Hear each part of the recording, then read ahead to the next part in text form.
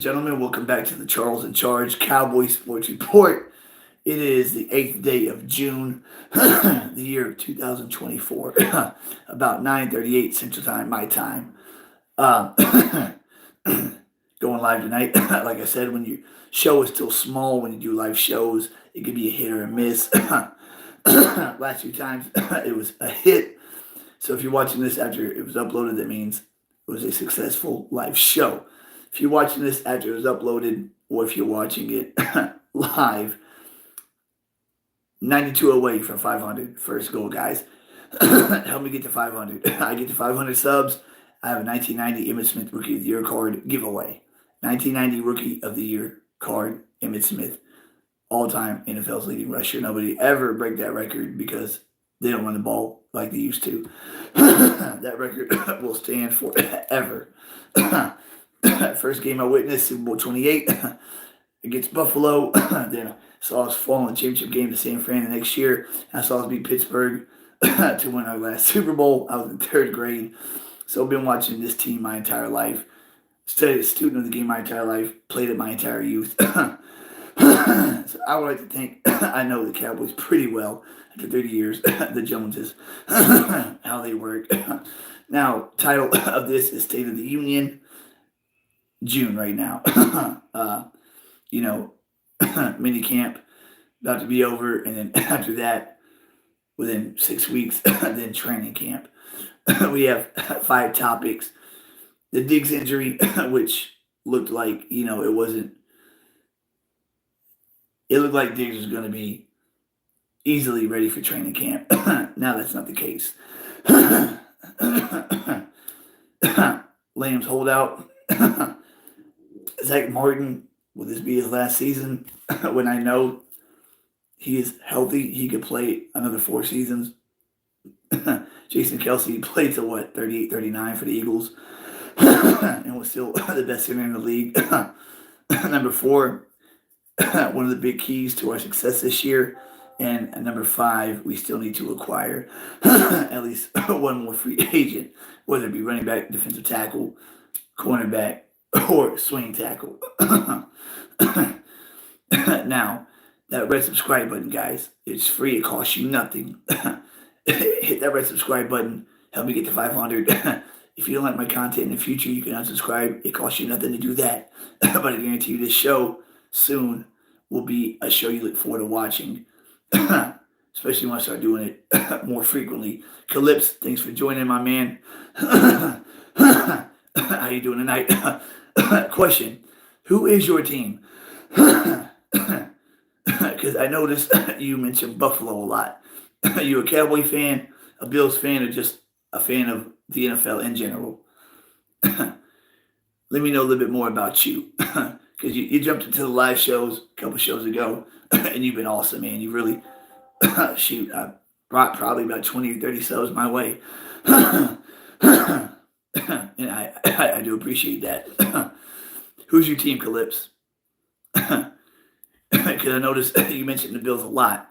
And I spent a lot of money in December to fly from Houston to Buffalo to watch us get our ass kicked by the Bills at Highmark Stadium. You got Bengals fan. We had won 5 in a row. We beat Philly on Sunday Night Football. My buddy already had tickets. I was like, if we beat Philly, then I will go to Buffalo and watch that game. And buying a plane ticket at last minute, super expensive.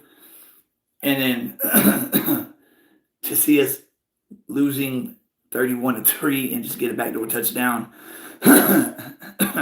was disheartening. But the thing about Highmark Stadium in Buffalo, it's like a high school stadium. It's so freaking small. You blow your mind. You can see everything on the field. You can see the football, all the players. If you watch a game AT&T Stadium, Cowboy Stadium, you're watching the Jumbotron. So you like the Bengals, and you like the Jaguars. AFC team. Zealous death. I have Tourette syndrome, my man. And I manage it the best that I can. It manifests itself within, coughs, stuff like that. Everybody has something. That's what I have. I don't let it hold me back. I've got a painting business. My YouTube show. when I do my YouTube shows, I try to control it. Sometimes I can control it a lot better. You know what I mean? But thanks for joining in, Zealous Death. Like, I'm about to get into this 5 topic deal I got right now, State of the Union for June. I'm at 408, so 92 more subs. I hit 500. When I hit 500, I have a 1990 Emmitt Smith Rookie of the Year card giveaway. When I hit 500, okay, and that card, Emmitt Smith's rushing record will never be broken. Full loss Engelman. Are you from Russia for real? What time is it in Russia, my man? Because it is like 9:40 something p.m. right now, Central Time. And y'all are at war too, dude. Are you in Russia or just from Russia? Because right now y'all are battling with Ukraine, and it's the N word's getting dropped a lot lately. The nuclear word. But this is a football show. This is where we leave all our worries at the door. Talk football. This is a Cowboys syndicate show, but I talk NFL, any team. It's all good. You know what I mean? So, number one, Trayvon Diggs. We know he tore his ACL. +8 Moscow. So you're in Moscow right now, and it's 8 in the morning. I believe is what you're saying. Damn. Hey, Volfos Ingerman, if you subscribe, man, you'll make my day. Zealous Death, same thing, man. If y'all do subscribe, that gets me to 410. 90 more to go. Hit that 500 and have the Emmitt Smith Rookie of the Year card sent to whoever wins it. I'll have real prizes for every time I hit a milestone on subscribers, like real shit that, you know, has value. That card in time will gain more and more value. Oh, it's June 9th over there. 1:44 p.m. It's crazy. Crazy. So, Trayvon Diggs, we know he tore his ACL after week 2, after we beat the Jets during practice. He jumps up to, you know, bat a ball away, comes down, tears his ACL. Everybody was saying he's making great progress. And, you know, he won't play in minicamp, but he'll be ready for training camp. You know, big time. And now they're saying that they're very optimistic he'll be ready for week 1 at Cleveland, but might not be ready for training camp. And we don't want to do with Trayvon what we did with Michael Gallup. Gallup tore his ACL, and we rushed him back. Because the start of the 2022 season, the only receiver to have a touchdown pass was CeeDee Lamb. We had Dennis Houston, Noah Brown at the top. So by game 3, we had Michael Gallup rush back, and he never was the same. So if Diggs is not ready, if he's not 100% week 1, we do not want to rush that man back. Henceforth, being that we had the $9.5 million freed up, Gilmore is still out there. And he's not going to demand top dollar. Now, unless Mike Zimmer and Al Harris, who is the assistant head coach now, as well as defensive backs coach, unless he knows something we don't, you know, this kid Kalen Carson in the 5th round that we drafted, unless he is a diamond in the rough like DeRon Bland was, you know, day 3 pick, or Eric Scott Jr. going into his 2nd year. If one of these cats looks like they can hold it down, like for real, and be, you know, ballers, you know what I mean? Like DeRon Bland, his rookie season, was a baller. Jordan Lewis goes down in the slot. He put Bland in. 5th round pick, he balls out. In year 2, he makes all pro. 5 pick sixes. He had 8 total. In Diggs' 2nd year, he had 11 interceptions. So I would really feel a lot better. Call Gilmore in for a cup of coffee, 1-year deal, rental. So you start the season at Cleveland with Gilmore and Bland on the outside, Jordan Lewis on the inside, and Diggs can take his time getting back into the groove of things. Take his time. He ain't got to rush back. So come mid-season, Minion fan, you're a Cowboy fan, so am I. 37, like I said, my first game I watched. If it was Super Bowl 28, that means it would have to have been February of 94. So I had to be like 6 years old or something like that. I was born in '86. Saw them play Buffalo in the Super Bowl. First time I saw a Cowboy game, I fell in love. Lived in Houston. My dad hated the Cowboys. Don't know why, I just did. And from then, basically watched almost every play of every game from the '94 season on. After that, it's an illness. I don't know. I can't explain it. Every year is our year, it seems like, and we have the team to do it. And our window is wide open for the next 4 or 5 years, especially for solid at the quarterback position. But with with Diggs now being uncertain, if he's going to be 100% week one. Now, if he is 100% come week one, that's great. That's like found money. I mean, God bless him. But if he's not, you don't want to rush him back and have him have the same fate that Michael Gallup had. Gallup could have had a very great career had he not been rushed back in 2022. But he was, because we had no number two. We had no Brandon Cooks. Bring back Gilmore. Bring back Gilmore. Gilmore and Bland were very good to get on the outside. Jordan Lewis is your veteran slot cornerback.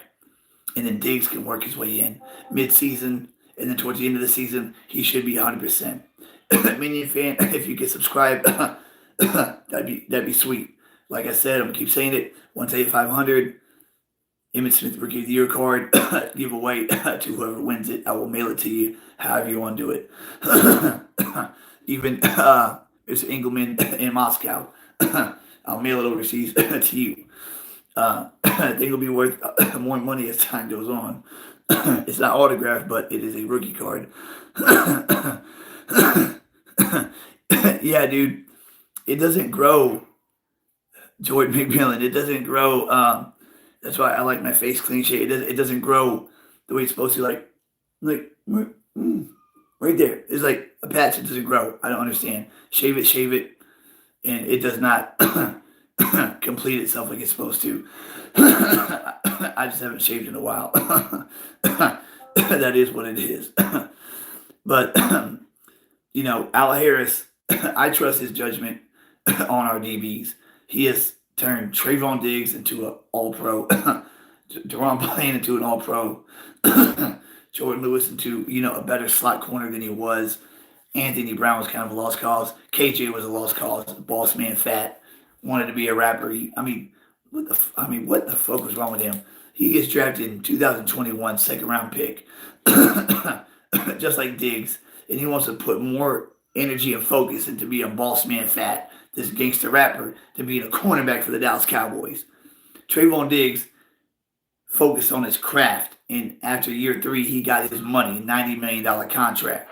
Where's Kelvin Joseph now? Mr. Boss Man Fat. I don't understand the mentality of some people. You make it to the NFL, a second round pick, a high pick. I mean, he had all the intangibles to be a lockdown opposite Trayvon Diggs. But instead, he wanted to be a gangster rapper and almost got caught up in a murder rap. On top of that, he's lucky his ass is not in Huntsville or whatnot. But that is what it is. But if Al Harris thinks that Kalen Carson is going to be a good day one starter, then, God bless him. I hope he is. But if not, bring back Gilmore for a 1 more year rental. I mean, we have Brandon Cooks for another year. We traded for both of them last offseason. Let's have Gilmore for 1 more season. He's 34 years old, coming off shoulder surgery, but come week 1, he will be ready to roll. Now, the only thing that Gilmore is susceptible to is crossing routes on younger, faster receivers because he don't have that speed no more. But other than that, he can play lockdown. Still, he can play lockdown. And he can mentor, especially somebody of his caliber, former DPOY. He can, Kalen Carson, he can teach this kid a lot. And hopefully this kid can be a big baller for us here in the future. So we'll see how that goes. If Diggs ain't ready for training camp, they better bring in Gilmore or, Steve Nelson, Xavier Howard, some veteran cornerback that can start opposite Bland come week 1 so we don't rush Diggs back. Because Diggs, if Trayvon Diggs didn't tears ACL after week 2 last season, I believe he would have been the best cornerback in the NFL last year. I believe throughout this whole 17-game season, he would have been the best cornerback had he not torn his ACL.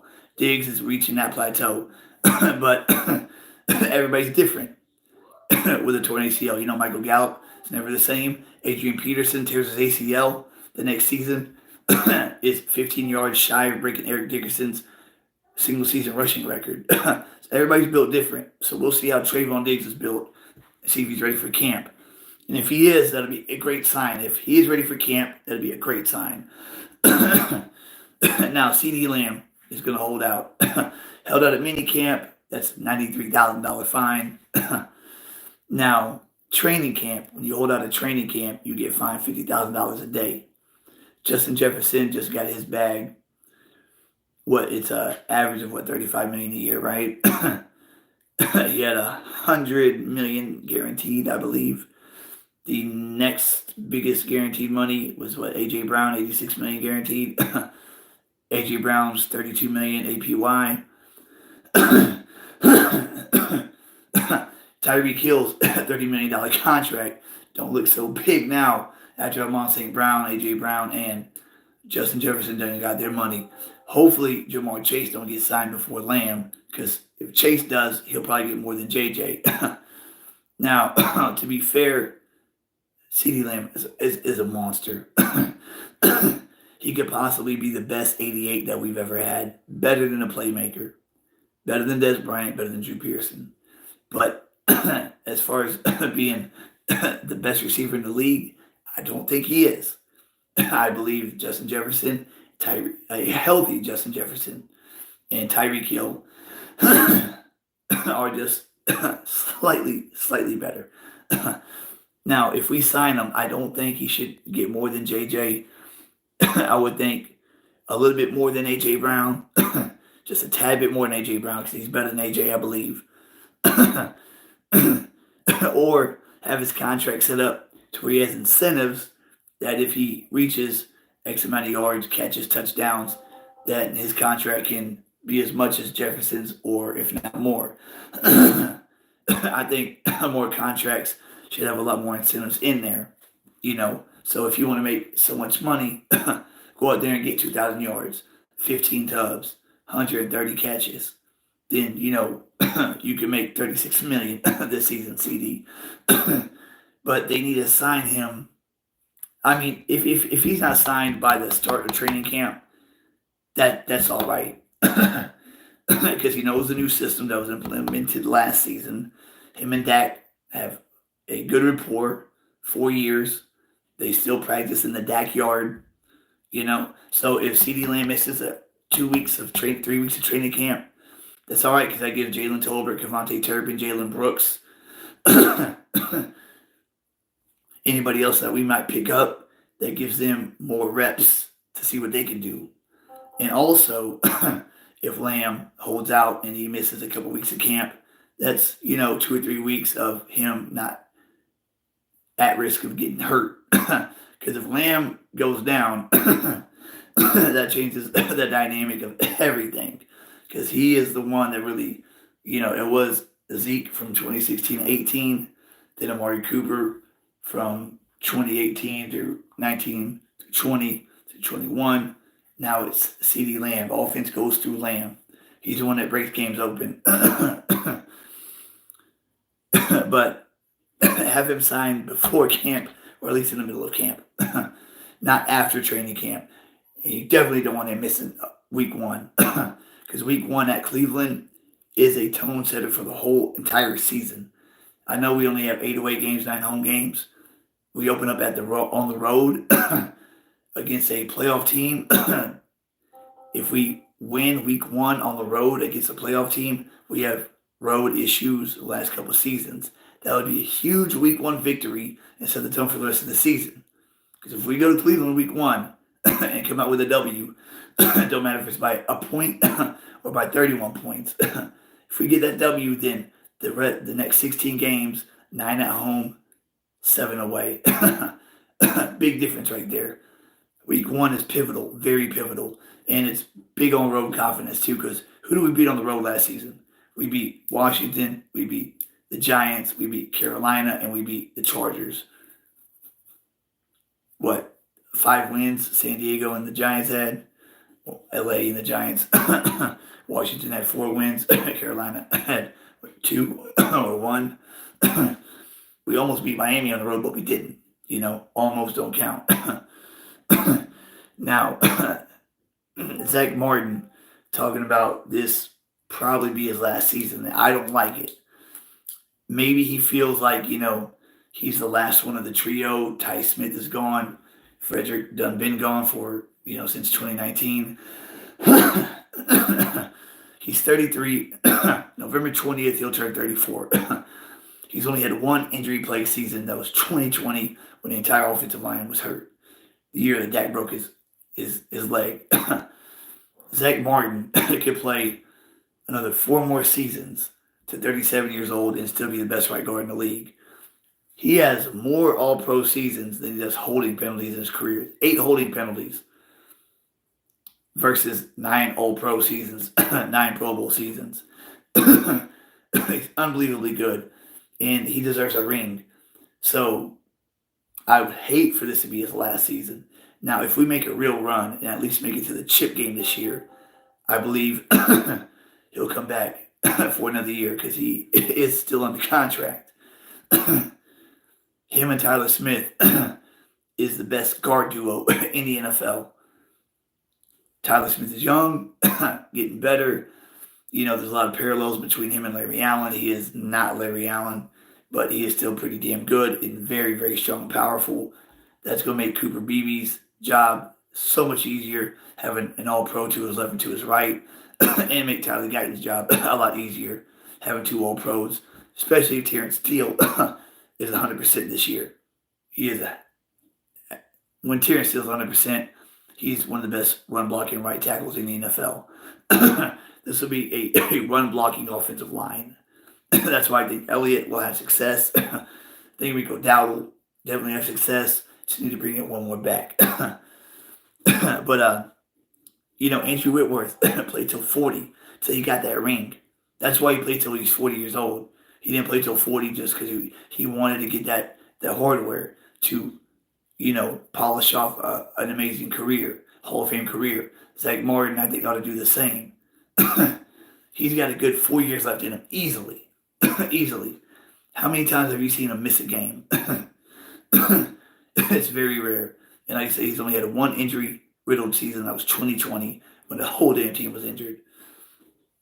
So this is his last season. I would hate to see that. Because then you have a big void at right tackle. Maybe TJ Bass is the answer to fill that. But ain't nobody going to be as good as Zach Martin was. 9 all-pro seasons. So 2014 is a rookie, right? 14, 15, 16, 17, 18, 19, 20, 1, 2, 3. Out of 11 seasons, 9 of them all-pro. And one of the seasons, he missed the majority of it. So you could say 10 seasons, 9 of them all-pro. That's first ballot gold jacket for sure. And being the elder statesman of the offensive line, he can school these young cats. He can teach Connor Beebe how to be a center, tell him what Travis Frederick would do in this situation, that situation. I think he made Tyler Smith as good as he was by teaching him how to be a guard. Veteran leadership is so underrated nowadays. Like Eric Kendricks. He'll play good for us. He's not the old Eric Kendricks, but he's still solid. He was going to sign with San Fran because Dre Greenlaw had surgery and won't be ready to start the season. He was going to sign with the Niners, but he decided to go back with Mike Zimmer. And he's going to not only quarterback the defense and play good linebacker for us, but he's going to mentor and teach DeMarvion Overshawn, Damone Clark, our third-round rookie out of Notre Dame. He's going to teach these kids, how to play the game. And that's why I like to have Gilmore back, not also just so Diggs can take his time, but so he can, lace up Kalen Carson and Eric Scott some more and whoever else that we bring on, maybe some UDFAs. We have, the best track record with undrafted free agents. But, I don't know why he'd want this to be his last year. maybe he's getting frustrated of not getting past round two. But if we get past round two and he feels that we're on the cusp, Travis Frederick came back in 2019 because that 2018 season we looked like we were going to make that next step. So he had to miss a year because he had that illness. He came back in 2019 and then retired after that because he was not the same player and he didn't want to play if he wasn't 100% the same player that he was before. Man, guys, imagine still having Travis Frederick. Imagine that. Imagine Tyler Guyton, Tyler Smith, Travis Frederick, Zach Martin, Terrence Steele. Boy, that'd be a. But this offensive line here is going to move some people. And point number 4, the biggest key to success for this season is going to be how these two rookies pan out with Tyler Guyton and Connor Beebe. And Zach Martin, so far, through OTAs and minicamp, Zach Martin has said that these guys can play verbatim. And he's not saying that because he has. He's saying that, for real. And for a first ballot Hall of Famer, Zach Martin, to say that Connor Beebe and Tyler Guyton, that the boys can play, that's good news. That's good news. And if that's true, then this team will hopefully have an offensive line as good as 2018 was, or 2016, 2014. I doubt it. 2014, he had Frederick in year 2, Martin as a rookie, Ty Smith in year 4. But this offensive line could be as good as 2016, I believe, especially if these two rookies play as well as they can. Anchored by the 2 all-pro guards. And we still need to make a move with our free money. $9.5 million plus the $3.5 that we had already. I believe it's around $12-13 million free in cap space. Running back, defensive tackle, cornerback, and or swing tackle. Top 4 needs in order from greatest to least. Running back and defensive tackle are pretty much even, though. You get Linval Joseph, for pennies on the dollar. He's a Mike Zimmer guy. He knows the Mike Zimmer defense. He didn't do too bad for Philly 2 years ago when he came on in the Ndamukong Suh. Make a move before training camp. Bring in Linval Joseph so he can be in the rotation and hopefully fill in what Hankins was doing. And, lace up Mozzie Smith. And our rookie 7th round pick, nose tackle. I keep forgetting Nate Thomas or something like that. One technique type guy. And running back, Dalvin Cook. I don't see how he could ask for a big contract after last season. He didn't do very well with the Jets. Now, the Jets had Zach Wilson at quarterback. Didn't have much of an offense. I know Breece Hall had a much better season than Dalvin Cook. But Dalvin Cook is he's not a Breece Hall type back. He's a bit older now. He's not prime Dalvin Cook, but with an offense that has weapons, like Minnesota, when he was with Minnesota, they had weapons. They had quarterback, receivers, tight end. So they opened it up for him to do what he did. If he comes aboard here on a 1-year deal, $3-4 million, a prove-it season so he can hit the market next year and get a bag. That'd be his, mentality. We got the receivers. Be it that Lamb is, signed, gets his contract, ready to roll. We got the receivers. We got the line. We got the quarterback. We got the tight end and Jake Ferguson, Travis Kelce 2.0. Dalvin Cook paired with Elliott and Dowdle behind this run blocking offensive line could be a very good pair. Or Matt Breida. I like him because he's a speed back. Now, none of these guys are spring chickens. Cam Akers is the youngest, but Matt Breida has that speed, that Tony Pollard type speed. Now, you pair that with the hammer of Ezekiel Elliott, then you get kind of what you had 2 years ago with Elliott and TP. Perfect combo. Elliott hammer the defense, soften it up. TP get the ball, and boom. who is the Cowboys head coach now. What's going on, the Tommy? Mike McCarthy is entering his last year of his contract as the Cowboys head coach. And it's make or break for him. Because if Mike McCarthy does not get at least to the championship game, Jerry Jones knows that Bill Belichick is out there.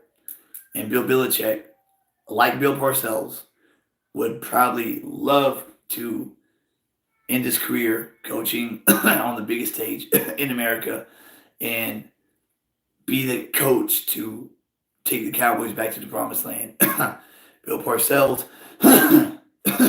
in his late 70s, tried to do it from 03 to 06. And in one season, from 02 to 03, made a 5-11 team into a 10-6 team with Quincy Carter at quarterback, Troy Hambrick at start running back, Joey Galloway, Terry Glenn at receiver, Antonio Bryant as rookie, Jason Witten as a rookie, and the number one overall defense that year. Went 10-6, lost to Carolina in the first round, but in his first season, turned him around. So Mike McCarthy knows that Belichick taking a year off, relax, recuperate, catch up to what he needs to catch up on in the NFL. Because I think Bill Belichick got behind on a couple things because, sometimes you can't teach an old dog new tricks. So I think Belichick's taking the year off to recalibrate his game plan. And the Tommy, if you could subscribe, brother, that'd be great. Give me that much closer to 500. When they hit 500, Emmitt Smith Rookie of the Year card will go out to whoever wins it, and it will be mailed out to you. Jimmy Johnson was by far the best head coach the Cowboys ever. The Tommy, I don't know how much you remember about Jimmy Johnson, but yes, besides Tom Landry, I think Tom Landry had, 20 consecutive winning seasons. Thank you, Tommy. I appreciate it, man. I appreciate it. Yes, Jimmy Johnson was something else. He built what people argue was maybe the best team ever assembled in NFL history. Especially that 92-93 squad. It's better than the 94-95 squad. That 92-93 squad was so good. In 93, the championship game when San Fran had to come to us. We hosted the championship game, and we beat them 38-20, something like that. And I remember one of the defensive backs for San Fran, he does sports talk now, can't think of his name, drives me crazy, but he said that 93 Cowboys team was so good that even if they'd have played 16 quarters, it would have just got worse and worse. And that 49ers team was no joke. They were damn good in 93. They were 12-4, we were 13-3, so we had the number one seed, but it's just the biggest shame. I mean, we people talk about it to this day that how him and Jimmy, how Jimmy and Jerry just couldn't do it anymore. That team could have won 5 Super Bowls in a row, but Jerry Jones, his ego, so damn egotistical. And whenever Jimmy heard Jerry say that there's 500 teams that could go, 500 coaches that could coach this team to a Super Bowl, Jimmy Johnson just knew that that was it, And after you win back-to-back Super Bowls and then resign as head coach, it's like, man, what are you doing? And even Troy and Michael and Emmitt talk about that today, how they should have won 4 or 5 in a row, at least 3 for sure. Because when Jimmy was a coach in '94, they'd have beat San Fran at San Fran or been the number one seed and hosted that game. Even though San Fran went out and got Merton Hanks, got Ken Norton Jr. from the Cowboys, signed Deion Sanders to be a mercenary to just lock down Michael Irvin because they knew they were going to meet again in the championship game. They went out and got all these pieces just to beat us. And even after a 21-point lead in the first quarter, it got chopped down to a 10-point lead, and it was a 10-point game, essentially 38-28. Had they thrown that flag in the fourth quarter when Prime was draped all over the playmaker, If they'd have thrown that flag for pass interference, that would have changed everything because that would have made it a 3-point game. Sanford would have been like, here we go again. But they didn't throw the flag. I don't know if y'all know. See, this is why I need a desktop to pull up film and graphics to show y'all the play I'm talking about. Well, Michael Irvin, late in the fourth quarter, going down the sideline to catch the ball, and that red Lamborghini rolls up on him. But Prime puts his arm right in the middle of Michael's two arms, and it would have been PI, but it wasn't called. The game was called differently back then. I remember watching that game. Yeah, you remember that, Tommy. Jerry was kind of right, though, after Jimmy built the team. Of course, they were so good how they could have won without a coach. Cowboys by nature, welcome. Yeah, you're pretty much right. It's just the fact that they could have won 3, 4, 5 in a row. Nobody's won more than 2 in a row. 3 out of 4 is a dynasty. That's what we did. If you watch America's game, on the info is America's Game, where they document the Super Bowl teams, the '95 Cowboys. Sorry for my cough. It's my Tourette's. Once we beat Pittsburgh, Joe Avizano, the special teams coach, was shaking his head, and Daryl Johnson, went to him and was like, what's wrong? What's the matter? And Joe Avizano just said, I've never seen a team win a Super Bowl despite coaching. That means that Barry Switzer was really not a good head coach at all. Offensive coordinator, defensive coordinator, Norv Turner was at Washington. Joe Avizano was still there, good special teams coach, but Barry Switzer was just going through the motion. We had signed Deion Sanders in '95. So the team had so much damn talent, it basically won the Super Bowl by itself without a coach. Cowboys by nature. The '95 Cowboys won despite coaching. And then Barry Switzer lasted 2 more seasons, and that was it. And after that, it was a coaching carousel. Barry Switzer, Dave Campo, Chan Gailey. No, Switzer, Chan Gailey, Dave Campo, then Parcells and Wade Phillips and Jason Garrett. Garrett, the longest tenured head coach besides Tom Landry. And then big old Mike McCarthy. Cowboys by nature. I've seen it, I know. But Jimmy had an ego too. It's a shame they couldn't get along. Yeah. Jimmy had an ego, but I don't think not as bad as Jerry Jones did. Jimmy wanted, Jerry out. He wanted Jerry to be the owner. Stay in the press box. You be the owner, let me be the coach. And don't go out, trying to take all the credit for everything. Because it wasn't just the players that they had. Jimmy Johnson made those guys as good as they were. Jimmy Johnson would literally cut somebody during practice if they weren't getting the job done. Would cut them right then and there and send a message to the rest of the team. The Tommy. Sorry, back in the 90s, I was a huge Giants fan. Well, the Giants were good in the early 90s. 91. It was, 1990 and 91. They beat Buffalo with that missed field goal at the end. Scott Norwood. 20-19, something like that. I'm definitely not taking Jerry's side. Cowboys by nature. Yeah, I mean, how can you? Since Jimmy left, they won 1 more Super Bowl off of Jimmy's team that he built. Barry Switzer was just, a yes man to Jerry. The only other coach that was not a yes man was Parcells. And you remember how Jerry Jones would always go down on the sideline?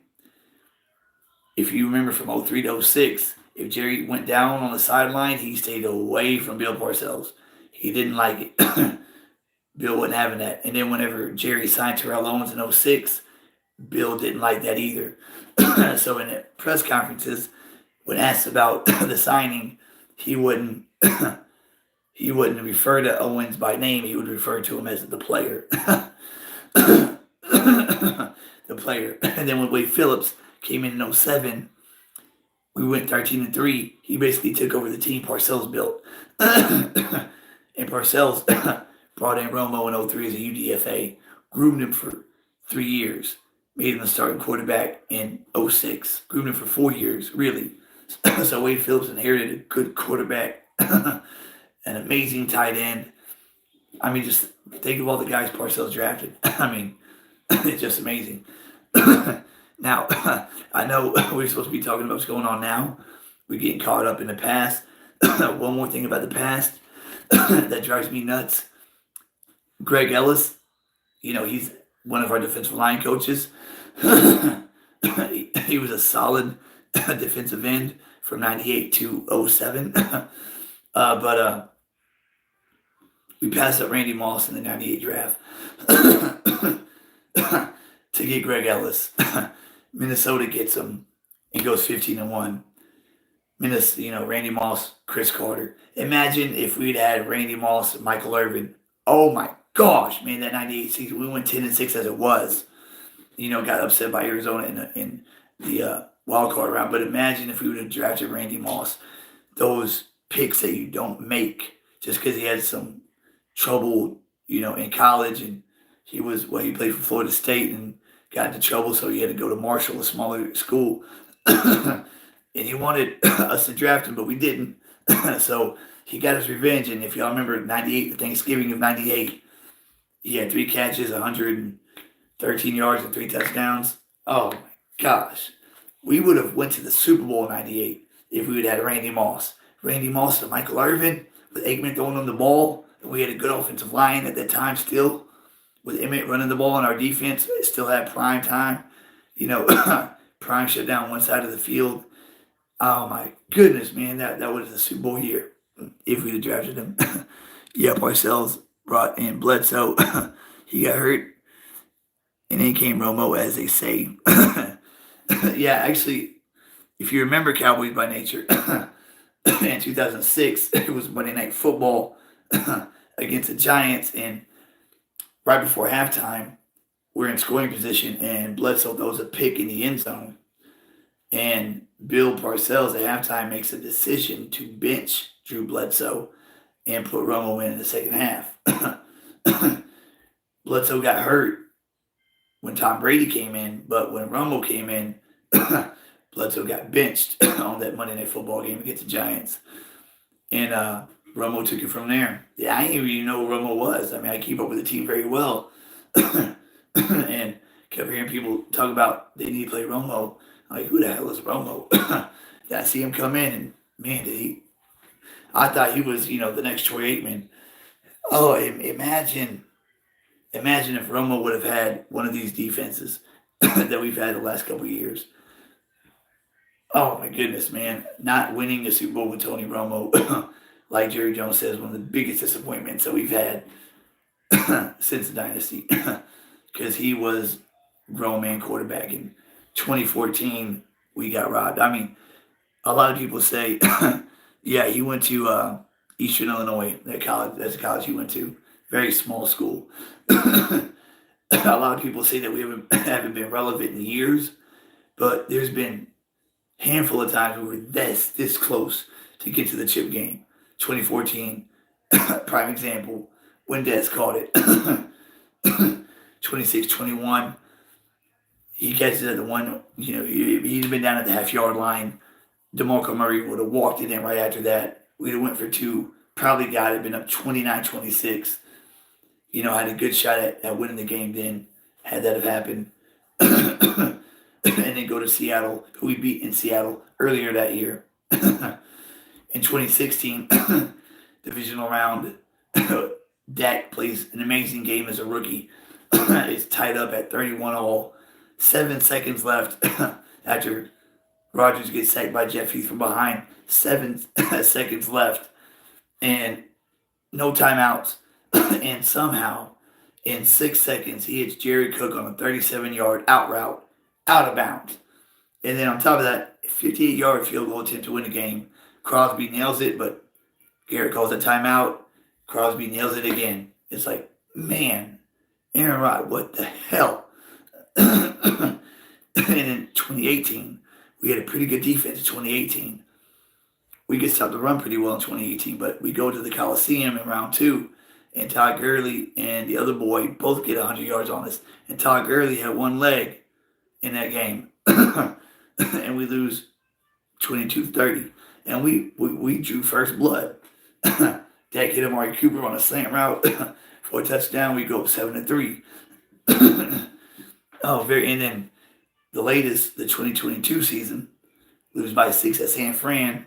Had Terrence Steele not gotten hurt in December, he was moving people, him and Zach Martin. We could run off that right side with impunity. And then during the playoff game, Tony Pollard gets hurt. He was our best weapon at the time besides Lamb. So he goes out. All you got is Zeke, Lamb, and Gallup on one leg. Basically had no weapons. We had no big-time tight end like Jake Ferguson. Now, I'm telling you, watch this season, Fergie is going to be a 1,000-yard tight end. At least, minimum, 1,000-yard tight end. He is going to have his breakout year in his third year. He will become the next great tight end that we've had. CeeDee Lamb is our fourth great receiver. 88, number 1, Drew Pearson. Number 2, Michael Irvin. Des Bryant. Then Lamb. Ferguson's going to be the fourth great tight end. Well, we had Jackie Slater, Jay Novacek, Jason Witten, and then Jake Ferguson is going to be that number 4. And he is going to get better and better. He's going to be he's got the same number as Gronk and Jason Kelce. And Travis Kelce, get them all mixed up. Travis Kelce said in Ferguson's rookie year that he is a real deal. And that's why I call him Travis Kelce 2.0. Because, their play style is so similar. And you look at the Seahawks game, how Ferguson just took it over in the fourth quarter and catches that winning touchdown pass off Jamal Adams and gets it to his face. He's got the attitude, the tenacity, and the confidence and the skill set to get it done. And he can hurdle people. A tight end that hurdles. Tight ends, are big boys. They usually don't have, the skill set to hurdle a defender. Cowboys by nature. What do you think about our linebackers this year? I think it's possible we could be, as a group, the best we have had maybe ever. I think so too. As I was saying earlier, Eric Kendricks was going to sign with San Fran this offseason because Dre Greenlaw had surgery. He won't be playing for the first half of the year. So they were going to get Eric Kendricks to replace Greenlaw for that time and play next to that balling-ass linebacker they got. I can't stand when names elude me. I got this Rolodex in my head, all this information. Fred Warner. But Eric Hendricks knew that he would have more playing time with us, be linebacker number 1, and he knows the defense already. Mike Zimmer's D. So having somebody, he's not in his prime anymore, but he's still very effective, and he'll be very effective in this defense, especially if our defensive tackles can play ball. And having a veteran like that, with that skill set, he'll make DeMarvin Overshawn, Damone Clark, and our third-round pick from Notre Dame even better because they will learn so much from this guy. So we got the veteran who's going to quarterback the defense, and we got 3 youngsters behind him to play ball. And it's a beautiful mix when you got a veteran and then a bunch of youngsters with skill sets. Damone Clark, disappointing year last year, yeah. But as a rookie, Damone Clark balled out coming off injury. So I think in year 3, I think Damone Clark's going to, beat the Damone Clark that we know. Overshawn was supposed to be the star of the draft last season. We didn't get to see him play. He is on a better path of recovery right now than Diggs. He should be 100% ready to go in training camp. And then our third-round pick, that was a Zimmer pick. I wanted to get a running back with that pick 87 in the third round. But we took that linebacker, which is Puka Nakua's cousin, receiver for the Rams. we took the linebacker for Notre Dame. But the combination of veteran and youth, they're going to be good. And the big boys, too. They're not light in the ass like Marquise Bell. Bell did a good job of converting the linebacker, but he couldn't stop the run. You see he's too light, 210, 220, something like that. Yeah, Maurice Lefouy. Those Samoan guys, I always had trouble pronouncing their name, so right now I'll just say that third-round pick from Notre Dame.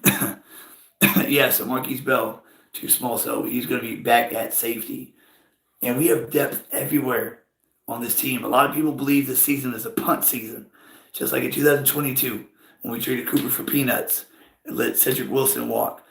Lyle Collins walked. Lost Randy Gregory. Lost Connor Williams. Greg Zerline, and a handful of other guys. We only brought in James Washington, who broke his foot training camp, and Dante Fowler. The only two guys we brought in. Everybody said it was a punt season. I said, no, it's not. It's addition by subtraction. And that was the best season that we had out of the last three. We went further that year than we did in 21 and 23. And we're only 6 points away from getting to that chip game. So this season, same type deal. Ty Smith's gone. Tony Pollard's gone.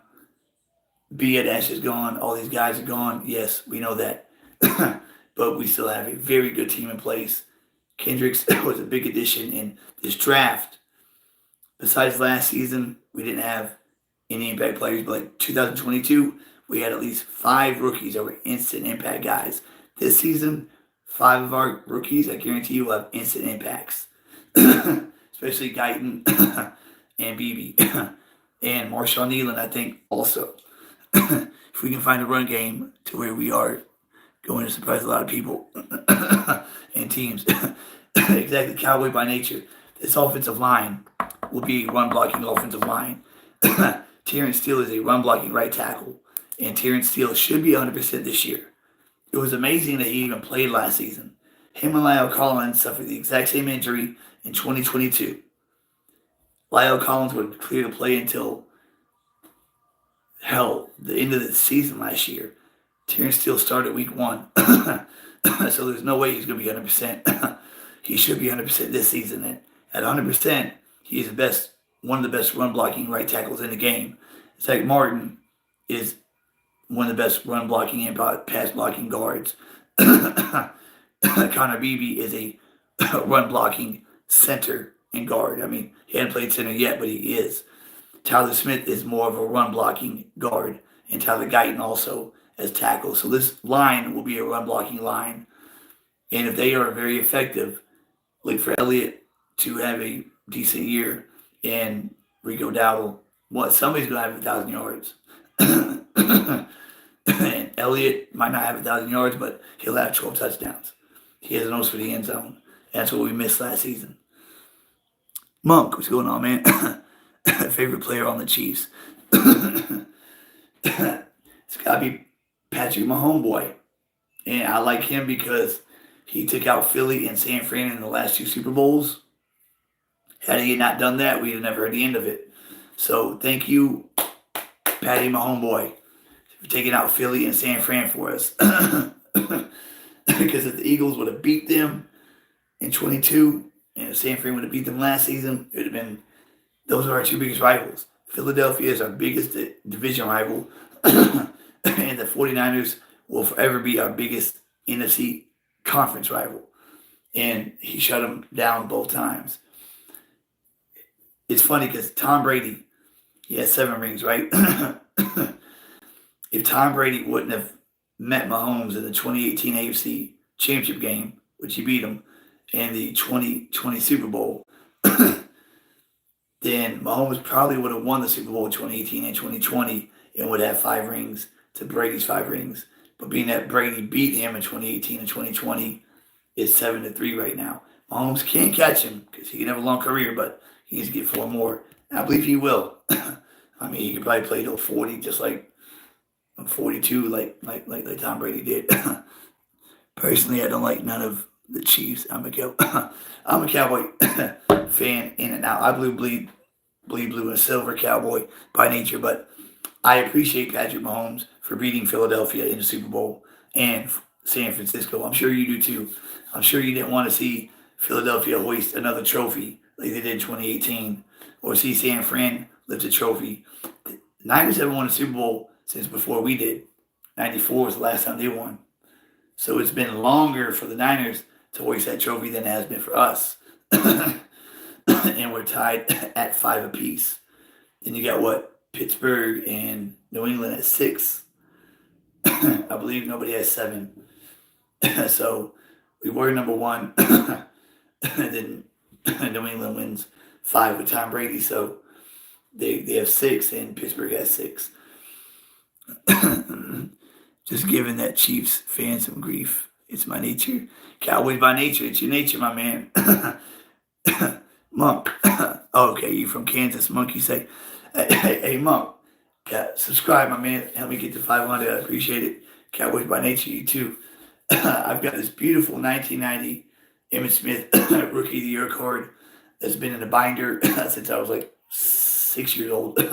In the early 90s, I used to buy football cards every day. I've got a Brett Favre Atlanta Falcon rookie card. I've got, when I was little, I put them all in this big binder and I organized them by teams. So it opens up with like 5 pages of Cowboy cards, then 5 pages of Bills cards. It's all organized. And I looked through it the other day and I find gems like a Keyshawn Johnson rookie card. And I'm like, wow. I remember in elementary school, I made a dumb trade. I had a Michael Irvin rookie card. I didn't realize it was a rookie card. I traded it for an Emmitt Smith card, which wasn't a rookie card. And then I realized a day later, I was like, that was Michael Irvin's rookie card. Damn, I could have had Emmitt's and Michael's rookie card. But no. So y'all give me the 500, guys. I've been subscribing, my guy. Been peeping. You guys. Oh, appreciate that, Cowboys by nature. Appreciate it. When they hit 500, someone's going to get that Emmitt Smith Rookie of the Year card. And they're going to be happy with it. I guarantee you that. And I've got a football signed by Larry Allen when I went to training camp, Wichita Falls. And that had to be in 2000, 2001, one of the two. It was when Aikman was already gone, the playmaker was gone. Emmitt Smith wouldn't sign autographs that day. And Larry Allen was. And man, rest his soul, I've never seen a man that big, nice guy. Oh, here it is right here. It's right here. I didn't even notice. Now, you can actually tell which one is his signature because it actually looks like Larry Allen. I can usually locate it pretty good. I had like 7 guys sign it. The only one, it was a bunch of really no names, and then Larry Allen was the only big time guy to sign it. And he's a member of the 1990s All-Decade team and 2000s All-Decade team, and arguably the best offensive lineman to ever play in the NFL. Hell, I cannot figure out which one it is. It's one of these right here. Larry Allen signed football. Now, being that he passed, and I wish that on nobody, I believe that football will, rise in value, especially throughout the years. Especially if I take it to one of those guys that will authenticate it and have it authenticated with a piece of paper saying this is, in fact, Larry Allen's signature. That should have the value on it too. So when I hit 1,000 subscribers, I have the football as a giveaway. You know what I mean? I can't get to these plateaus without y'all's help. And I guarantee y'all, when I do hit 500, when I hit 1,000, of course 1,000, this show will skyrocket. Now I'll probably never catch Law Nation. He's the one that got me to start doing my own show. I didn't know how easy it was to start your own YouTube show. I thought it was like a big to do. If I didn't know it was this easy, I'd have done it 10 years ago and had it super big by now. But this show will be a show you look forward to watching, like Fish at 6, or if you like the Tom Downey Show, or Mark Holmes, or whoever you like, Rome or whatnot. This will be a show that you look forward to watching. I guarantee you that. Got 30 years watching this team, played the game my entire youth. I eat, sleep, breathe, and love football. I mean, when it's the off season, it's so taxing because it's so freaking long, 7 months. Then we only get 5 months of football.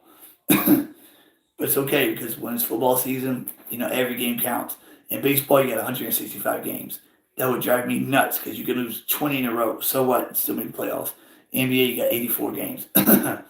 NFL only has 17. So every single game is so damn important. And you got to wait a week to watch it. And then when you have your bye week, you got to wait 2 weeks. We almost there. Yes, we are. And I want us to sign somebody. I think Dalvin Cook would be a great addition. I think he still has some gas in the tank. He had a bad year last year. Miles Sanders had a bad year last year with Carolina. But so did everybody with Carolina. They had no offensive line. They had no receivers. They had rookie Bryce Young at quarterback. So how is Miles Sanders going to do anything? I mean, Only problem trading for him is his contract. Carolina would need to eat a lot of that money because they paid him a pretty good chunk of dough. We give them a fifth round pick. We have 4 fifth round picks in the next draft. 4 fifth round picks. That's one of those is enough to get Miles Sanders or Khalil Herbert from Chicago. That boy had 600 yards on the ground last season, and he wasn't running back one. He was running back two. He had 600 yards on the ground, and he'd be going into his 4th year, and he'd be 1.06 man against cap. So he'd be less than 1.1 against the cap. So we give Chicago a 5th-round pick and get Khalil Herbert. That would be the perfect addition to match with Zeke and Rico Dowdle. I really don't think Deuce Vaughn has what it takes to make it in the NFL. He's just too damn small. He looked good in preseason, as a lot of people do, but I don't know. Until he shows me, I'm not sold. Chris Gons, welcome, my moderator. Go Cowboys, Charles. Sorry, I'm late. Just got off work. I'm a med nurse at a hospital in Boston. Boston. That's where Robert McCall, the equalizer, lives now. Man, work. You all kinds of hours. Just about anybody. I live in Boston, unfortunately. Patch County. I'm kind of worried about Tyler Guyton. He all ceiling, and he's got some of the best in the business coming to his front door. Cowboys by nature, I understand your concern with Guyton, especially him being a right tackle and now switching to left tackle. But we had the same, bubble guts with Tyler Smith 2 years ago, coming out of Tulsa. When we took him in the first round, in the late 20s, we were like, what? Tyler Smith, most penalized lineman in college football, and he is so damn raw. We were in trouble at left tackle. So thank God he's playing left guard. So all training camp and all preseason, he's at left guard. And then 10 days before week 1, Ty Smith, hamstring goes off the bone. We got to kick Tyler out to left tackle. And he starts the season off against Shaq Barrett and company. Then Trey Hendrickson the next week. Then the next week, the Giants. Then, Philly with their guys. The Chargers with Joey Bosa and whatnot. And he held his own pretty damn well.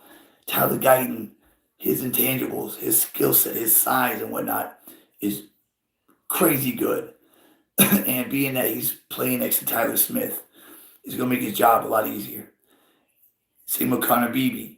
Being that he's playing in between 2 All-Pros is going to make his job a lot easier. I think these 2 rookies are going to shine. I think Connor Beebe's going to be better than Guyton in year 1, but Guyton, as long as he's as good as Tyler Smith was in 2022, offensive line will be legit. We just need a solid swing tackle. We have a good swing guard. TJ Bass is one of those UDFAs that we've really scored on. Tyler Bass is a starting caliber guard. He's our swing guard. We need a good Chumadoga. I don't trust him. I'd rather bring in Jason Peters for a year as swing tackle. But hopefully that tackle we took in the 6th round, in the 7th round, will somebody step up, and be a solid swing. With all due respect, those are 2 different people. Tyler Smith didn't have to face what this man's going to face. Well, think about the schedule in 2022, right? Week 1, Tampa Bay. You got Shaquille Barrett, the pass rushers. Week 2 against the Chargers. Was that 21 or 22? No, it was 2022. So against the Chargers week 2, Joey Bosa lined up against Tyler Smith the majority of that game. No, it was Cincinnati. Trey Hendrickson, who still isn't easy to go against. And then the Rams, Aaron Donald got Tyler Smith twice. But other than that, he held his own. Against Philly in week 5, he held his own pretty damn well against Hassan Reddick and company. I mean, think of the teams who played in 2022 and who Tyler Smith had to block on the island a lot. He did pretty good, especially being that he was left guard all season. I think I'm about to get to you, Chris, but Cowboys by nature. In the first round, named the last lineman that we didn't hit on. It says Tyler Smith, Frederick, Zach Martin, and Tyler Smith. We hit on all of them. And every single one besides Ty Smith. Travis Frederick, a lot of people had a third round grade on him. Horrible pick. Zach Martin, what were we thinking? Tyler Smith, what were we thinking? Tyler Guyton, what were we thinking? We always say that. But watch Tyler Guyton show us something. I've got faith in the kid. And if Zach Martin says that, what did he say?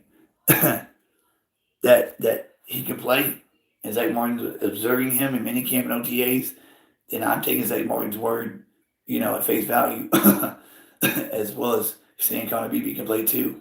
I think we scored on those two rookies. Trading down was beautiful because we got our center and our left tackle. For all intents and purposes, our offensive line is rebuilt. So much youth.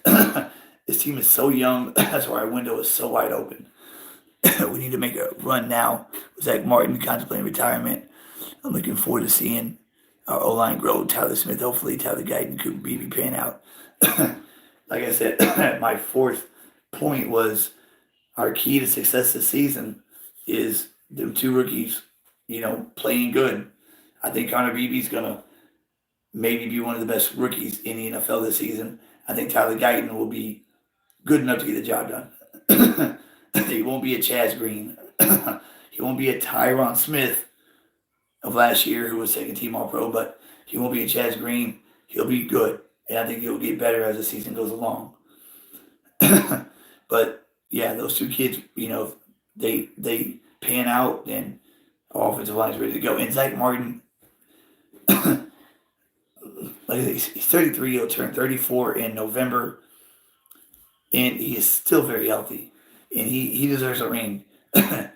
So I know he's contemplating that, but Andrew Whitworth played till he was 40, not for fun because he wanted to get that ring, and he got it. When he did, he retired. Jason Kelsey, Eagles center, played to 38 last season. Still the best center in the league. Zach Martin could play 4 more years as the best right guard in the league. He has no injury history. 2020 was the only injury season that he had. Other than that, he's missed a game here or there. So if we make a real run this season, and Zach Martin sees a chance for a ring, I believe he comes back again. And maybe again. He should, because, God, man, think about it. He has 8 holding penalties in his entire career. 9 All-Pro seasons. 8 holding penalties. That is just unreal. That's unreal to me. 7 first-team All-Pro, 2-time second-team All-Pro. Unreal to me. And we got Larry Allen Jr. and Tyler Smith at left guard. Oh, man, I'm excited about this year. My prognostication for the schedule, when it came out, I got us going minimum 12-5, but 13-4 was my final record when I went game by game. I agree we've had success in the past, but doesn't mean Tyler Guyton will follow our history. Hey, I'm hoping he does, but when's the last time every draft pick in 1 year all hit? But when's the last time every draft pick in 1 year all hit? I'd say 2022. Like 5 out of the last 7 drafts, we've had a lot of rookies have impact seasons. 2022, Tyler Smith was an impact player. Deron Bland was an impact player. Sam Williams made his impact felt. Damone Clark made his impact felt. And there's one more cat out of that class. As rookies in 2022, we have 5 guys make instant impacts. In this season, I think we have 5 guys in this draft that's going to be instant impact players. The first 4 picks, most likely, for sure. And then one of our day 3 picks will be which one of our draft picks this year won't hit. If I had to... well, in the 7th round, we took an offensive tackle, right? I don't think he's going to get much play. Now that nose tackle in the 7th round, there's a lot of hype about him. we had no 6th round. No, we had a 6th round pick. Can't remember who we got in the 6th round.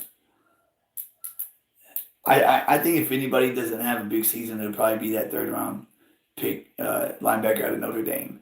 I think Kendricks over Sean and Damone Clark are gonna, we play nickel 90% of the time anyway. I think Mike Zimmer is gonna play nickel as much as Dan Quinn did. So I think, that 3rd round pick out of Notre Dame, can never pronounce his name. I don't think he'll get a lot of playing time this year. But Guyton and Beebe are going to be instant impact players. Marshawn Nealon will be. He's a Tank Lawrence type defensive end, run stopping type guy. Kalen Carson, I think he's going to show out. They got a lot of hype on him, and I think the 7th round pick, that nose tackle, that one tech, I think he might surprise a lot of people, just like Jalen Brooks last year, our 7th round pick. I think he'd make the team, and he did. And when he got his chances in the regular season, he made plays. And Jalen Brooks, I mean, he had really no size, no speed, nothing that popped out. And I was like, why did we pick him? he knows how to play the game. So which one would draft picks this year? One idiot. Yeah, I would guess the linebacker out of Notre Dame. To me, that pick was like the Schoonmaker pick of last year in the 2nd round. In the 2nd round of last year, we had Osiris Torrance on the board, who was on the all-rookie team last year for Buffalo. I know he played right guard. He could switch to left guard. Osiris Torrance is right there. We picked Lou freaking Schoonmaker. I'm like, the fuck, Lou? What? I was mouthing the words for the second pick, 58 overall pick, Dallas Cowboys select, and I was going to mouth Osiris Torrance. And they say Luke Schoonmaker, and they weren't even talking about him as being a potential draft pick. And then when pick 87 came this season, I'm thinking we're going running back. Running back Jordan Brooks already been taken. The other cat already been taken. So some good running backs on the board. And I was like, pick 87. We're going to pick a nice running back, and we go linebacker, and I'm like. It's like Schoonmaker all over again. I mean, there was so many good running backs we could have took at pick 87. So I hope that Maurice Lafutu, however you say his name, hope he works out. Really do. But we'll see. But I think Marshawn Nealon is going to be just beautiful. Run stopping type defensive end like Tank Lawrence. And then we got Sam Williams and Micah Parsons, two guys that get to the passer. Tank can still get to the passer, but he's mutated into a run-stopping, all-around defensive end. He's getting a little long in the tooth, but he's still very, very good. I've been hearing Maurice LeFou is a dog, and I quit. He's one of those guys. That's what one told me. Yeah, he must have something about him. Because that was a Mike Zimmer pick all the way. And a pick in the top 90, it's a premium pick. And for them to take him, had to be a reason. I would have liked to have gotten a rookie running back, fresh legs. But, is what it is. Maybe, Damone Clark has all the intangibles to be an all-star linebacker. So does DeMarvion Overshawn, So getting another young linebacker, I didn't understand. Unless we're just going to play a lot of 4-3, defense. But teams line up in 3 receiver sets so much more nowadays. 3-4 receiver sets. So that's why we play nickel and dime a lot more than we used to. 4-3 defenses on first down or short yardage situations. Charles, which rookie you think will be our best rookie this year of 24 making impact? Does not matter which position. Everyone on the chat can make the pick curious. I think Cooper Beebe will by far be the best rookie in this draft. I think he will be the next Travis Frederick at center. This kid has nastiness, tenacity. He has ass. We finally have a center that has ass. Connor Williams didn't have it. Uh, no, he didn't play center. Last 4 years, Tyler Biotis didn't have it. I know he made the Pro Bowl in 2022, but he's an alternate, and Pro Bowl is not what it was, 20 years ago. Tyler Biotis, when a one technique would line up over him, they'd push his ass in Dak Prescott's lap. Cooper Beebe is the opposite of Tyler Biotis. Cooper Beebe is the type of guy that would put a Jonathan Allen on his ass. And being that he's playing in between two all-pro guards, I think Cooper Beebe is going to be, like I said earlier, one of the top rookies of the year. Probably the best rookie offensive lineman of the year. And that's saying a lot, being that he was a third-round pick. Ocean coming off an ACL tear doesn't concern you. He's looking really good right now. He tore his ACL in the offseason last year. So he's going to be ready for training camp, unlike Trayvon Diggs. I think Overshown's going to be just fine. Being that he's a rookie, he hadn't played pro ball yet. And I think he's going to pick up where he left off. And he was supposed to be the star of the draft last season out of everybody that we, took. Mozzie was a big disappointment. Mozzie supposedly can thrive a lot better under Zimmer's scheme. We hope that he does. Right now, with his weight, he looks like a 3 technique. We need him to be a 1 technique. We need one of those, like Tom Downey says, fatties only club. We need him to be 330, 340, 350. Feed the man. Take him to Luby's. Have him eat 3 trays of food. Get him, beefed up. We need one of those, big boys. Mozzie needs to be who we drafted him to be. Last time we drafted a defensive tackle in the first round. It was Russell Maryland in 1992. Russell Maryland was a 1-tech defensive tackle. Big boy, 340 pounds. They need Mozzie beefed up. OC is a 3-tech, and he's a good 3-tech. I think this year he'd probably make a Pro Bowl, maybe All-Pro. But Mozzie needs to step it up. Chauncey Golston's going to be a defensive tackle. He's a tweener. What's the name of that 7th-round pick? The last guy that we drafted. Was it Nate Thomas, something like that? Charles, I would say BB. I'm gonna say Maurice Lufu, linebacker, even coming off the bench. I think this kid will be decent. You think he might be the best rookie this year? That he would have to outplay Damone Clark and Overshawn, and be second fiddle to Eric Hendricks. Be the second linebacker. There's going to be 2 linebackers on the field majority of the time, and if he's one of them, that will be impressive. I think Damone Clark's 3rd year, he's really going to make that step that we've been wanting him to make last year. As a rookie, coming off injury, he stepped in and played great. Amazing. Last season, disappointing. But I think in year 3, Damone Clark is going to show why he was what he was at LSU. He was very special at LSU, and he wore a certain number at LSU. I forgot what it was, but only certain players get to wear that number. And you got to be a certain special somebody to wear that number that he had at LSU. He was a steal. Damone Clark was a steal of a 5th-round pick, as was DeRon Bland. Man, I cannot wait. I can talk football from sun up to sundown.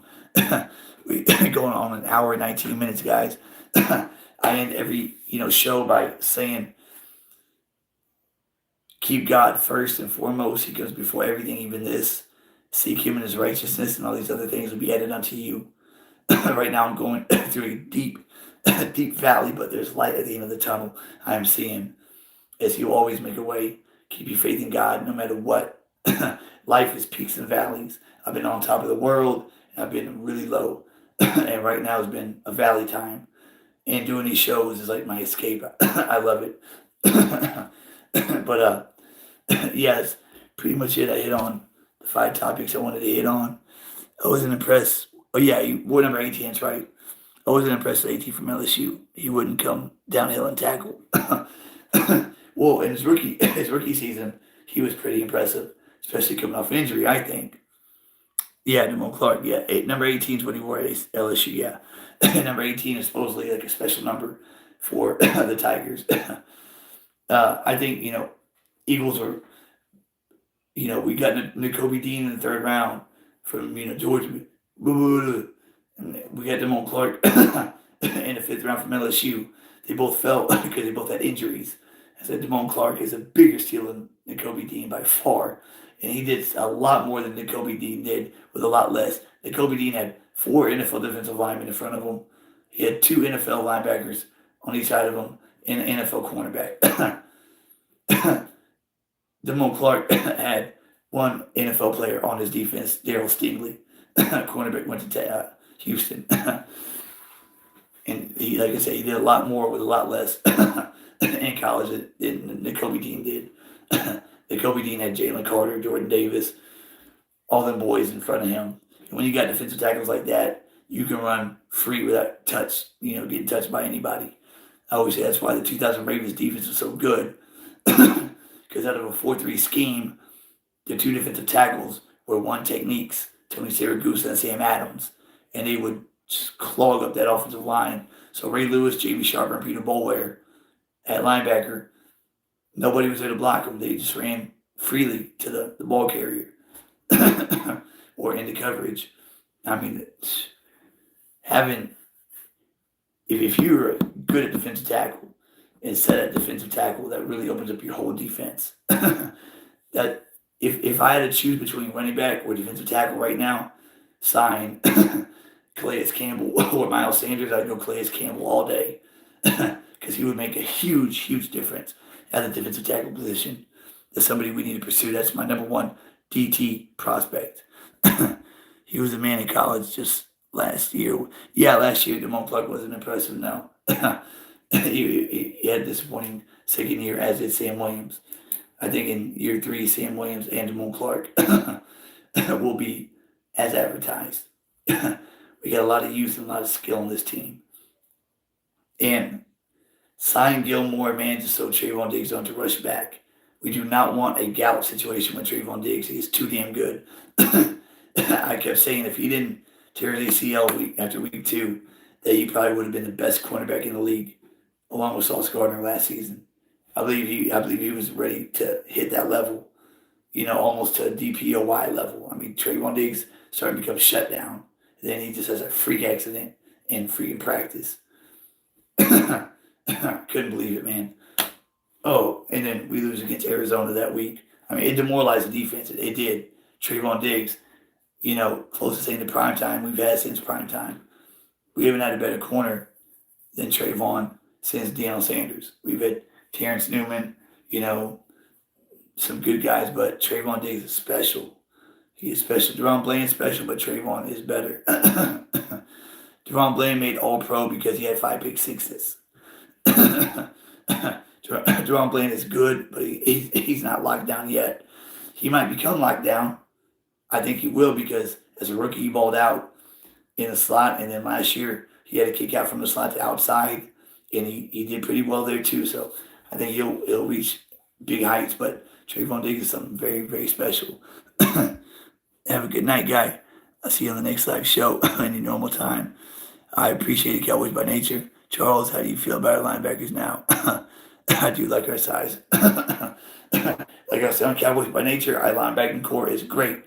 You got Eric Kendricks, who thank God didn't sign with San Fran because he signed with us. So you got the veteran that knows the defense. He's going to quarterback the defense. Have the headset, and he's got 3 young guys behind him that have a ton of potential that he can teach and mentor and hopefully turn into ballers. So whenever he's gone, then we'll have Orshawn Clark and Maurice, as our linebackers. So I think our linebacking core is as good as it's been since 2018 when we had LVE and Jalen Smith when they had that, great year together. Said that Leighton Vander Esch neck problems forced him into retirement because, boy, was he a hell of a rookie in 2018. And Jalen Smith, 2 years after shredding his leg, in 2018 was a monster. And I don't know what happened. He just fell off after he got paid. It happen to people. Cowboys Nation, if you're watching this after the fact, after it's uploaded, hit that red subscribe button. It's free. It costs you nothing. Help me get to 500 so I can get that Emmitt Smith Rookie of the Year card to somebody. I don't know. We'll do a lottery or something like that. And that like button, hit that like button. Helps this video get viewed on feeds that it otherwise wouldn't pop up on. And the more exposure, the more subs, the better the show gets. You know, and eventually I'll have this thing with all the bells and whistles. The bigger the show gets, the more subscribers I get, the bigger the show will get. You know, also having an intro theme song like Law Nation has, and film and graphics and whatnot, and a call-in line for live shows. So when we have a big lobby full of people like Law Nation, who's the only one that has a call-in line, you would think everybody would do that. Have a call-in line so people call in, talk about the game, talk about whatever the topic is of that day. You know, people want to be heard, and I think the call-in line is the best thing Law Nation ever did on this show. So I will definitely have a call-in line on this show when it gets to that time. All right, Chris Guns, Cowboys by Nature. Everybody who showed up, I appreciate it. And we're going on an hour and a half. It's 11:03 Central Time, my time. All right, guys. You have a good night. Have a great Sunday. And I will catch y'all here in the next couple of days. Hopefully we make a big move or make a move, sign somebody, make a trade, bring in a running back, a defensive tackle, do something. You know, we'll go live and, you know, break that down. Or, you know, sign 88 to his deal, you know, or something got to get before training camp. It can't just be dead the whole time. So I'll catch y'all guys next time. Thanks for watching. Please subscribe, like, and share. Charles, that game, Jalen Smith, LVE back in 2018 against the Saints, Drew Brees. Also, oh yeah, well, we won that game, what was it, 13-10, right? It was 13-10. It ended with a Jordan Lewis interception. The last defensive play, what was that defensive tackle that we had? Damn it, what was his name? Malik, no, oh gosh. He had spun off the center and got right in Drew Brees' face, and Drew Brees just threw the ball, and then Jordan Lewis intercepted it, and that sealed the deal. Oh yeah, we shut down with Kamara. It was 4th and goal at the goal line. The Saints go for it, and you see D-Law coming around the end. Boom, hits him from the side. Then he gets hit from the front. 2-yard loss. Oh, it was 13-10, I believe. It was a great game. Part of our 5-game winning streak in that 2018 season. That was a fun season because we started out 3-5, get Cooper, and then finish the season 7-1. Only game we lost was on that last 8 games was against the Colts, I believe. I think it was, but yeah, we went on a revenge tour. I went to the Eagles game. This right here, this towel was from that Eagles game in 2018 when Amari Cooper had the 3 touchdowns. And that last one in overtime. That was fun to watch. Yeah, Thursday night, Jordan Lewis interception. Best game, 13-10. Yep. 13-10.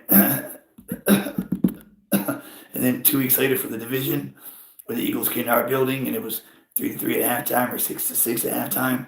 And then it broke open in the second half, and Amari Cooper went off. And then in overtime, we won the toss, drove down the field. And then Dak throws it to Cooper, and it gets tipped. Cooper catches it and walks in the end zone. Yeah, that's what this towel is. I got it written right there. The date, December 9th, 2018. Cowboys 29, Eagles 23 overtime win. Amari Cooper had 10 catches, 217 yards, and 3 tubs. That was an awesome game to be there and watch, man. It was so much electricity in that stadium. Especially to beat Philly too, man. Carson Wentz, I think that was his second to last year with the Eagles. And then they put Nick Foles in the last couple of games to still make the playoffs. Nick Foles. We were in that game. Best physical defense, yeah. That 28 defense was pretty damn good. And those Jalen Smith, LVE were monsters. Can't think of that defensive tackle's name. That made that play that made Drew Brees get rid of the ball early. Malik. I'm thinking Hopefully Malik something, but I mean, he hasn't been with us for a good while now. But I gotta get dinner made, my man, and spend some time with the wife. So y'all have a good night. Appreciate you joining, Chris, my number one guy, my moderator. When Eric Wallace jumps back on, we need to make him a moderator too. So if one of y'all miss, then the other one can make sure that nobody gets crazy on the chat. You know what I mean? But thanks for always being there, Chris, man. You're my guy. I'll catch you later, brother. Have a good weekend. And I'll probably see y'all Monday night, Tuesday night, something like that. Other than that, have a great weekend. DC for life, not for short. Catch you on the flip side. Charles in Charge, Cowboys Sports Report is out. Yes, so you have a great night too. And how about them Cowboys? How about them? Oh, yeah, you're welcome, Chris. You are very welcome. Thank you, my man. Thank you. Catch y'all guys later. Deuce.